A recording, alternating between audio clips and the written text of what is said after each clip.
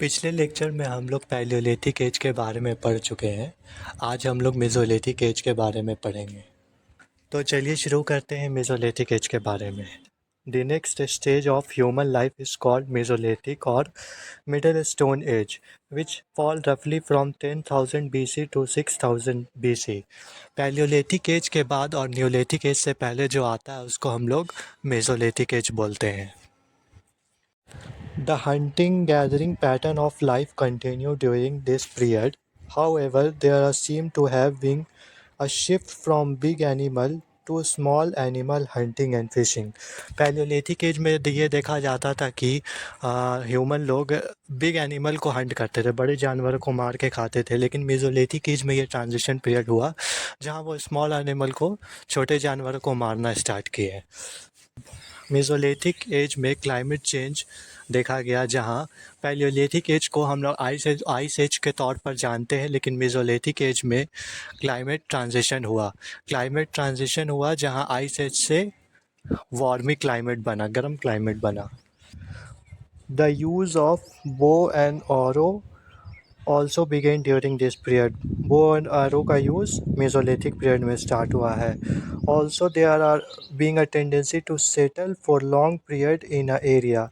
एक एरिया पे लंबे समय रुकने के एक एरिया पे लंबे समय तक लोगों ने रुकना स्टार्ट किया। एक बात याद रखिए कि मेसोलिथिक ये एज में ही डोमेस्टिकेशन ऑफ एनिमल स्टार्ट हुआ है, मतलब जानवरों को पालना पोसना किस एज में स्टार्ट हुआ है? मेसोलिथिक एज में स्टार्ट हुआ है। The earliest evidence of domestication of animal in India have been found at Adamgarh, UP and Bagor Rajasthan. Domestication मतलब एनिमल को पालन पोषण सबसे पहले कहाँ पाया गया है? तो आदमगढ़ यूपी में और बिगोर राजस्थान में। मेसोलिथिक एज में मेजर साइट क्या क्या हो जाएगा? तो आदमगढ़ यूपी, भीमबेटका मध्य प्रदेश, बिगोर राजस्थान, पचपादरा बेसिन राजस्थान, मोहराना पहाड़ यूपी, सराय नहर राय यूपी और मुंगेर पटना। ये है मेजर साइट मेसोलिथिक एज का। आइए अब चलते हैं न्यूलिथिक एज में। न्यूलिथिक एज में this was the food producing stage where the animal began to domesticate animal and cultivate plant. Among the plant, wheat and barley were the earliest grown cereal. As a result, men began to settle down in a certain selected area. This led to the growth of village and farming community. सबसे पहले plant neolithic age में उगाया गया और सबसे पहला plant क्या था? वीट और बार्ली को लोग उगाते थे, जिस वजह से उपजाऊ करने में और खेती करने में बहुत लंबा समय लगता था, इसलिए लोग एक जगह पे सेटल होना स्टार्ट हो गए। ये पैलियोलिथिक और मेसोलिथिक एज में ज़्यादातर लोग एक जगह पे नहीं रुकते थे, एक जगह से दूसरे जगह तुरंत बढ़ते जाते थे। लेकिन न्यूलिथिक एज में देखा गया कि लोग एक जगह पे लंबे समय तक रुकना स्टार्ट किए।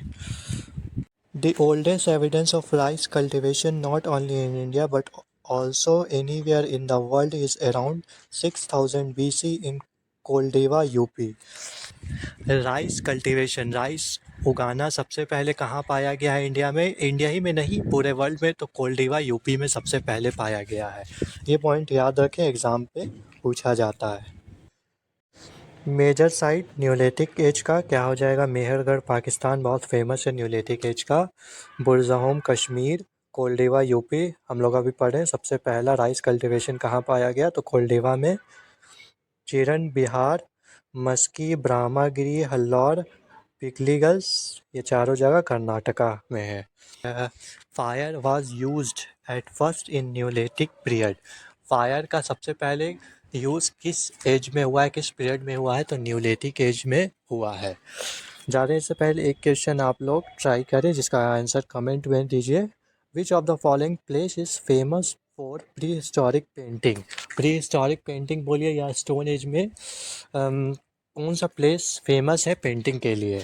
तो ऑप्शन है अजंता, आदमगढ़, भीमबेटका, अमरावती।